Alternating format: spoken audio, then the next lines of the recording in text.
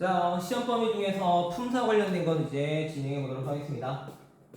품사 중에서 제일 먼저 해야 되는 거는 품사의 분류 기준 확인해 보도록 하겠습니다.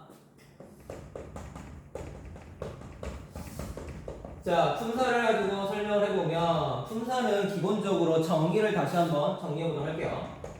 품사의 정의는 엄청 쉬운데 바로 그 단어들이 가지고 있는 공통된 의미 속성으로 묶어놓은 걸 얘기하는 겁니다. 그래서 정리를 하면 공통된 의미를 가진 단어의 묶음이라고 합니다. 묶음이라고 해도 되고 집합이라고 해도 되고 상관없습니다. 수학을 좋아하면 집합이라고 하고. 자, 그러면 이 품사라고 하는 거는 결국에 각각의 단어들이다라는 걸 알 수 있는데 이 단어들의 분류 기준을 한번 확인해 보도록 할게요. 그래서 우리가 보셔야 되는 거는 품사의 분류 체계를 이제 확인하고 넘어가려고 합니다. 자, 그런데 여러분이 아셔야 되는 건 이 분류 체계라고 했으니까 이것의 기준점들을 아셔야 돼요. 기준점을 아셔야 되는데 그 기준은 형태 그리고 기능 그리고 의미로 나눠서 보통 설명하고 있습니다. 자, 설명했던 것처럼 각각의 내용들을 확인해 보면 우선 표로 만들어서 이해하시면 되게 편해요. 그래서 여기에 형태라고 얘기를 꺼내고 그 다음에 여기에 기능이라고 얘기를 꺼내고 의미 이렇게 나눠서 한번 생각을 해보도록 할게요.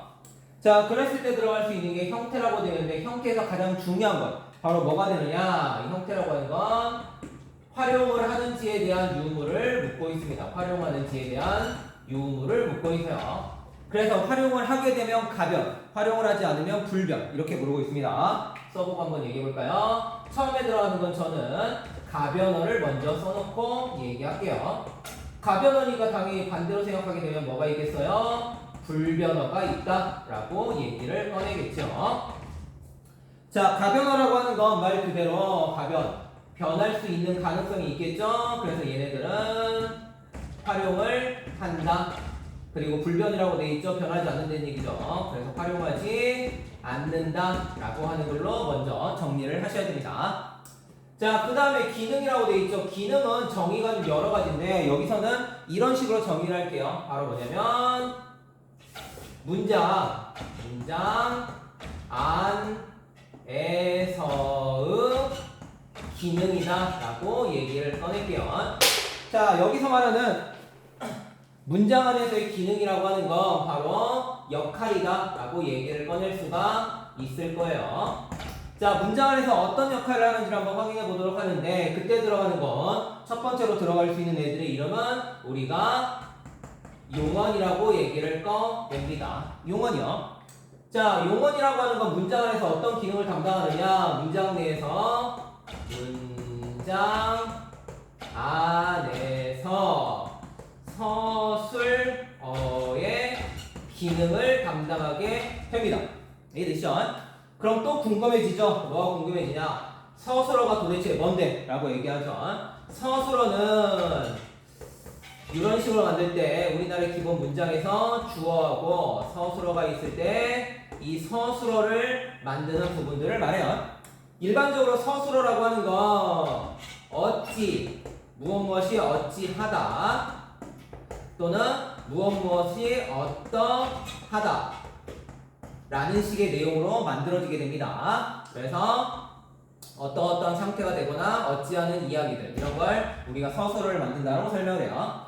일반적으로 어떠하다라는 건 형용사를 얘기하고요. 어찌하다라는 건 동사를 얘기할 때 쓰는 겁니다. 의미는 좀 이따 얘기하면. 자, 그래서 가변어에 해당하는 건 첫 번째로 용언이다라고 기억하셔야 됩니다. 자, 여기서 분류체계에서 여러분이 생각하셔야 되는 건 뭐냐? 형태, 기능, 의미라고 하는 게 하나의 바로 위계적인 관계를 이루고 있다라는 걸 생각을 해야 돼요. 위계적인 관계라는 건 가변어에 속하게 된 용언이라고 하는 애는 당연히 활용하는 속성을 그대로 이어받는다. 이런 식의 내용이에요. 자, 그러면 정리해보고 가도록 하겠습니다. 가변어다, 활용이다, 용언이라고 했죠. 그 다음으로 들어가는 건 뭐가 있느냐? 순서를 저는 잡을 때 여기에다가 관계언을 넣어놓고 보통 시작을 합니다. 관계언이요라고 얘기를 꺼낼게요. 관계언이라고 하는 건 말 그대로 문장 안에서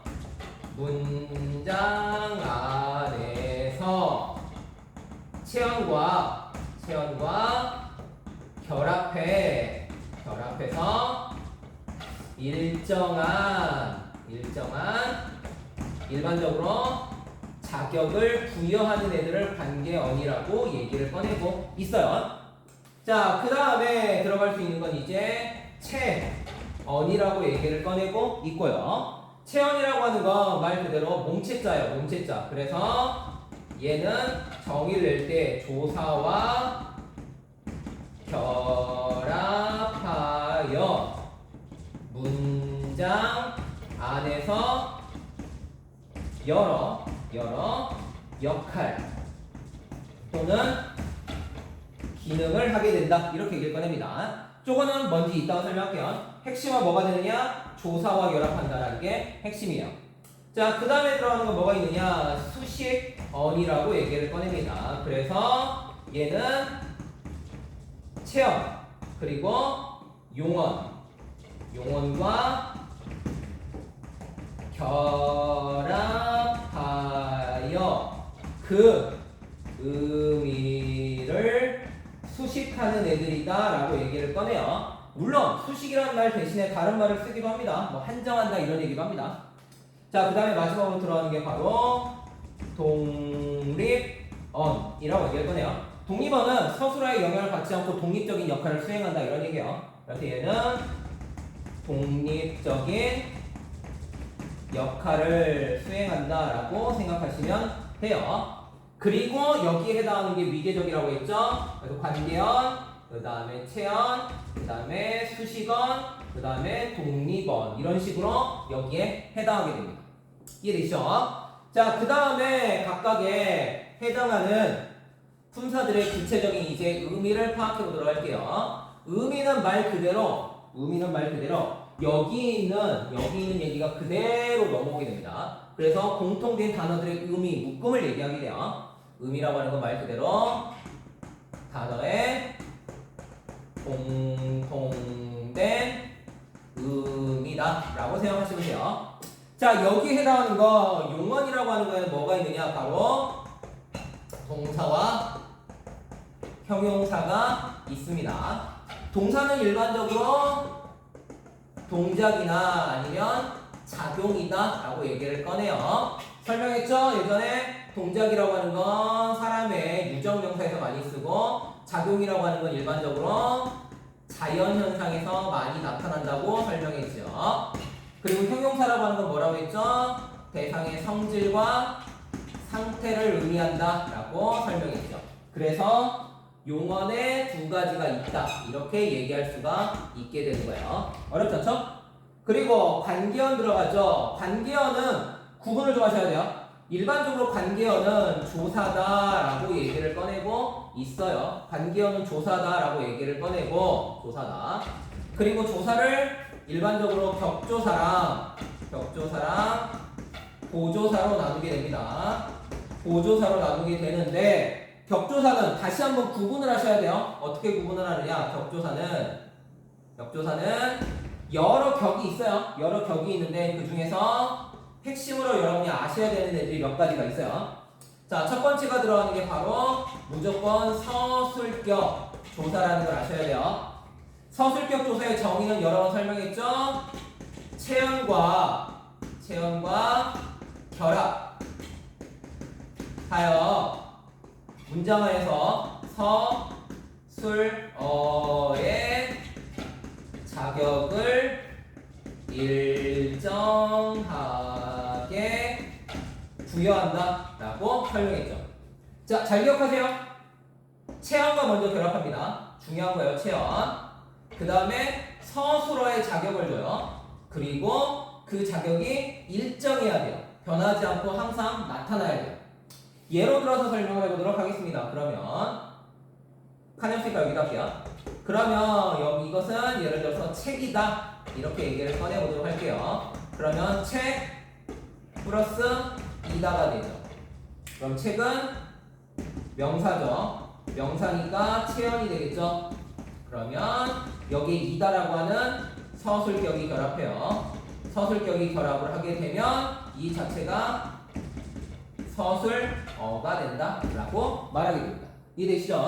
왜냐면 이것이 책이다라고 하게 되면 얘가 주어, 얘가 서술어가 되니까요. 이해되시죠? 서술의 자격을 부여하는 거예요. 자, 그 다음에 두 번째로 들어가는 굉장히 중요한 게 이제 주격 들어가죠. 주격은 똑같아요. 체언과 결합합니다. 똑같이. 그래서 서술어가 아닌 이번엔 주어의 자격을 부여한다. 이렇게 하시면 되겠죠. 주어의 자격을 부여합니다. 주어의 자격. 이해되시죠? 자, 그 다음에 형태로 들어가는 애들은 서술격은 이다. 그 다음에 주격은 이와 가가 들어갑니다. 자, 그 다음에 세 번째 들어가도록 하죠. 칸이 없으니까 여기다가 해볼게요. 세 번째 들어가는 거는 이제 복격이라고 부르죠. 얘는 좀 기억하라고 여러 번 얘기했죠? 얘는 꼭 기억하셔야 돼요. 얘는 꼭 기억해야 된다고 했죠. 왜냐? 복격의 형태도 이 가거든요. 얘도 똑같아요. 체언과 결합하죠. 그래서 보어의 자격을 부여한다 라고 설명하겠죠. 근데 중요한 건 뭐가 돼요? 이 가라고 하는 형태가 주격의 이 가랑 형태가 동일하다고요. 그러니까 구분할 수 있어야 된다고 했죠? 어떻게? 복격은 서술어가 되다 아니다 라고 하는 앞에 오는 거여야 돼요. 이 가를 복격으로 인정하고 있다라고 설명했죠. 그래서 예시 들었었죠? 기억나죠? 얼음이 물이 되다 라고 할 때 여기 들어가는 건 주격이고 여기 들어가는 건 복격이라고 얘기했죠. 왜냐면 되다가 있으니까요. 이해되시죠? 기억나시죠? 꼭 기억하세요. 자, 복격 기억했습니다. 그 다음에 서술격도 기억해야 돼요. 서술격이 왜 시험에 중요하다고 했죠? 서술격은 보시면 알겠지만 관계연이에요. 관계연이고 보시면 알겠지만 불변어예요. 근데 특이하게 어떻게 된다고 했죠? 책, 이, 다, 책, 이, 고, 책, 이, 서처럼 뒤에 다, 고, 어서 라고 하는 어미가 결합할 수 있다라고 얘기를 꺼냈죠. 어미가 결합하는 걸 뭐 한다고 얘기했죠? 활용한다라고 얘기를 꺼냈죠. 그래서 특이하게 서술격 조사는 굉장히 중요한 거죠. 서술격은 뭐 한다? 활용하게 되는 거죠. 서술격은 활용하니까 당연히 무슨 특징이 나타나요? 가변어의 특징이 나타난다라고 설명하게 되는 거예요. 즉 서술격 조사는 분명히 불변어임에도 불구하고 가변어의 특성이 나타난다라고 설명을 했죠. 그러면 여러분들이 할 수 있어야 되는 건 뭐예요? 첫 번째, 서술격 조사가 형태상으로 어떤 특징이 있느냐라고 물어보게 되면 활용한다라고 하는. 어떻게 활용? 어미가 결합해서. 다시요. 기능상으로 서술격 조사가 어떤 특징이 있냐라고 물어보면 뭐라고 해야 돼요? 얘는 관계연이어서 문장에서 체형과 결합해서 일정하게 자격, 무슨 자격? 서술어의 자격을 부여한다. 이렇게 말할 수 있어야 돼요. 이해되시죠? 즉 서술격 조사는 관계연의 특징을 가지고 있고 동시에 용언의 가변어 같은 활용하는 특징을 둘 다 가지고 있다라는 중요한 특징이 있는 거죠. 이해되시죠? 같이 기억하셔야 됩니다. 자, 그 다음 나머지 것들은 뭐 어려운 거 아니니까 쭉 해보도록 할까요? 칸이 없으니까 여기다 할게요. 복격까지 했죠? 그 다음에 플러스 목적격. 목적격은 당연히 목적어 자격을 부여하죠. 그리고 형태는 을과 를 이렇게 설명했죠. 그 다음에 부사격은 칸이 없으니까 에게 이런 식으로 들어가고 그 다음에 얘는 뭐의 자격을 줘요? 부사어의 자격을 부여한다라고 얘기할 수가 있겠죠. 이해되시죠? 자, 그 다음에 나머지 것들은 관형격도 있고 그 다음에 혹격도 있고 뭐 이렇게 들어가겠죠. 칸이 좀 없긴 하지만 여기다 다시 쓸게요. 그 다음으로 들어가는 게 관형격이 있죠.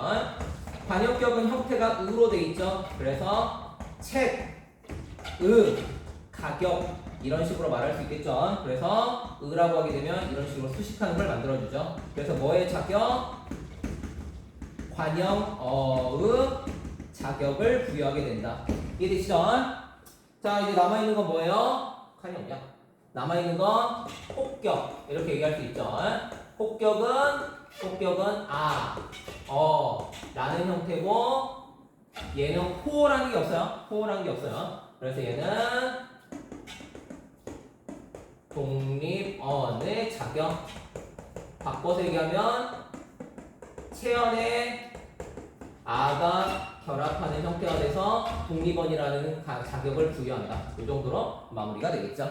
자, 이렇게 들어가는 게 바로 격조사까지의 설명입니다. 보조사하고 더 나머지 중요한 부분들은 좀 이따가 설명하도록 할게요.